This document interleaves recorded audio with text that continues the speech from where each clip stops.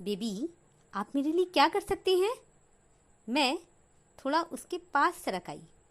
मैं तेरे लिए जान भी दे सकता हूँ। जान रहने दो। इधर देखो, इस फोटो में हम दोनों कितने खुश लग रहे हैं। अब ये फोटो इंस्टा स्टोरी में डालकर लिखो, आई लव यू मेरी जान। इंस्टा में? ओए, अभी तो जान देने के लिए तैयार थे और साथ में एक फ़ोटो डालने में आपकी जान जा रही है, वो फैमिली वाले भी। तो अच्छा नहीं लगता, प्रॉब्लम हो जाएगी। अच्छा, फैमिली को प्रॉब्लम हो जाएगी, किसी और को बेवकूफ़ बनाना। ठीक है, आजकल माँ बाप सबको पता होता है कि उसका बच्चा घर से बाहर क्या कर रहा है।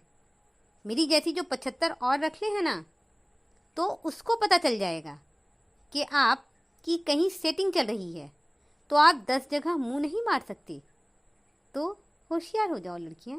अगर आपकी ज़िंदगी में कोई ऐसा बॉयफ्रेंड है जो आपको अपनी फैमिली से छुपा कर रखना चाहता है, तो फ़ौरन उस लड़के को अपनी ज़िंदगी से गेट आउट करो और खुश रहो।